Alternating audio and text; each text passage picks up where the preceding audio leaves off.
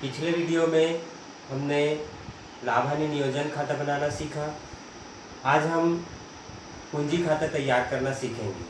तो पिछले उदाहरण को ही हम लेंगे और लाभ हानि नियोजन खाता के द्वारा हम पूंजी खाता तैयार करना सीखेंगे। तो पूंजी खाता दो तरीके से तैयार किया जाता है, जब पूंजी स्थिर हो और दूसरा पूंजी जब परिवर्तनशील हो। तो हम पिछले उदाहरण के माध्यम से हम देखेंगे, पिछले प्रश्न में जो हमने बनाया था लाभ हानि नियोजन खाता, उसी को लेकर के। तो लाभ हानि नियोजन खाता हम बनाए थे, तो उसमें पूंजी दो साझेदार थे, त्रिपाठी और चौहान। तो त्रिपाठी और चौहान उन्होंने 60,000 और 40,000 रुपये की पूंजी लगाई। तो हम मान करके चलते हैं कि स्थिर पद्धति इस परिवर्तनशील पद्धति ना मान करके हम स्थिर पद्धति, स्थायी पद्धति के द्वारा हम पूंजी खाता तैयार करेंगे। तो सबसे पहले हम क्या करेंगे, शेष पूंजी को लिखेंगे, शेष लाया गया। ये इस तरह से हम खाता तैयार करेंगे। इधर हम समाकलन पक्ष लिखेंगे, आप जानते हैं, और ये इधर विकलन पक्ष। शेष लाया गया त्रिपाठी का 60,000 रुपये और चौहान का 40,000 रुपये। तो स्थायी किस्त पद्धति में, स्थायी पूंजी पद्धति में ये पूंजी उतनी ही रहती है, 60,000 रुपये और 40,000 रुपये, ये इस तरह से। और इधर शेष लाया गया, ले गया 60,000 रुपये और ये 40,000 रुपये चौहान का। टोटल कर देंगे। तो ये इस तरह से स्थायी पूंजी पद्धति में हमारी पूंजी जो है स्थायी रहती है। बाकी जो हमारे व्यवहार हुए हैं उसको हम चालू खाता में लिखेंगे। चालू खाता में हम क्या क्या लिखते हैं, तो लाभ हानि नियोजन खाते के जो विकलन पक्ष में लिखे हैं उसको हम समाकलन पक्ष में लिख देंगे, और जो लाभ हानि नियोजन खाता के समाकलन में लिखे थे उसको विकलन पक्ष में लिख देते हैं। तो चलिए देखते हैं हम। सबसे पहले लाभ हानि नियोजन खाता के विकलन पक्ष में क्या क्या लिखे थे उसको हम समाकलन पक्ष में लिखेंगे। तो सबसे पहले हमने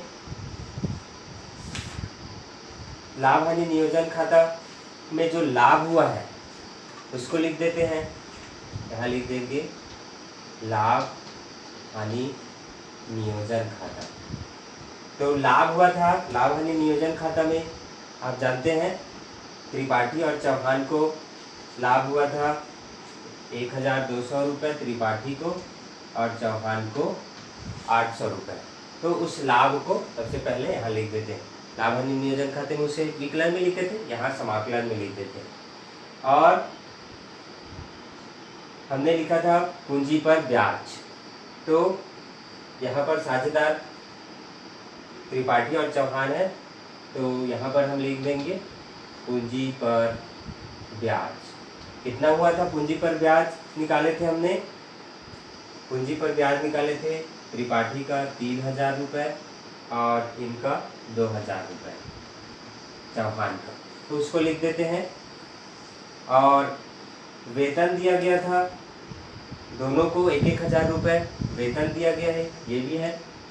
तो यहाँ पर लिख देते हैं वेतन खाता को वेतन दिया गया था 1,000 रुपये, महीना तो साल भर का 12,000 रुपये, और इनका भी दोनों को ही वेतन दिया गया था, 12,000 रुपये वेतन होता है।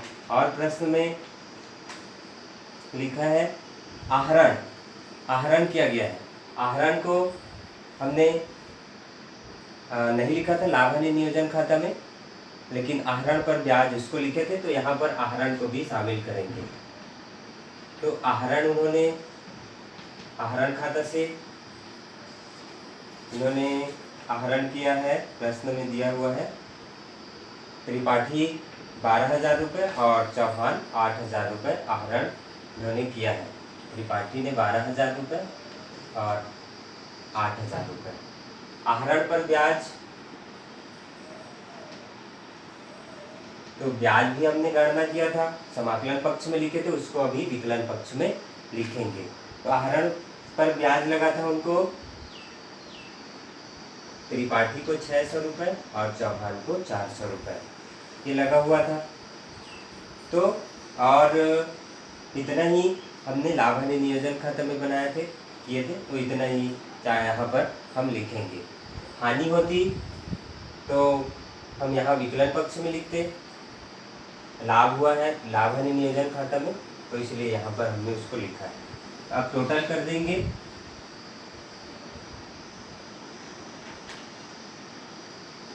ये 8 और 2 2 4,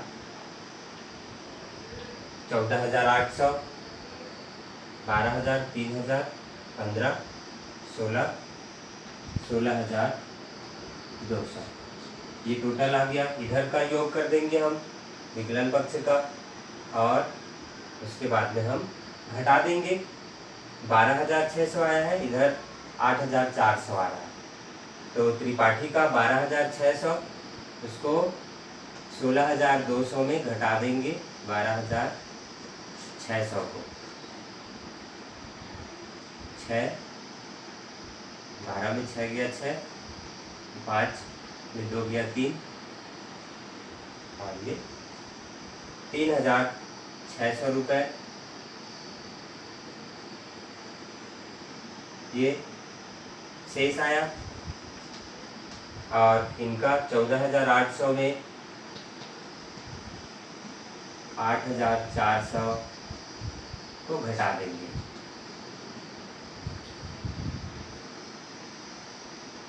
14 में 8 गया 6,400।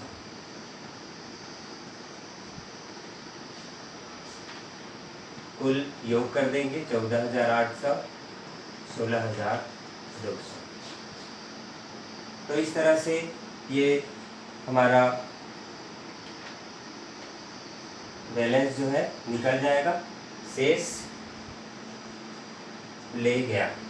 तो इस तरह से हम स्थायी पूंजी पद्धति के द्वारा तैयार करते हैं। 2 खाते तैयार करने पड़ते हैं, और यदि यही जो है परिवर्तनशील पूंजी पद्धति होती तो केवल एक ही खाता तैयार किया जाता, पूंजी खाता, और पूंजी खाते में ही इस चालू खाते को लिख दिया जाता है, सभी को जोड़ करके, पूंजी को भी और इनके विभिन्न अलग अलग लेन देन को भी जोड़ करके लिख दिया जाता है। तो हमारी जो पूंजी है वो बदल जाती है, तो वो परिवर्तनशील पूंजी कहलाती है।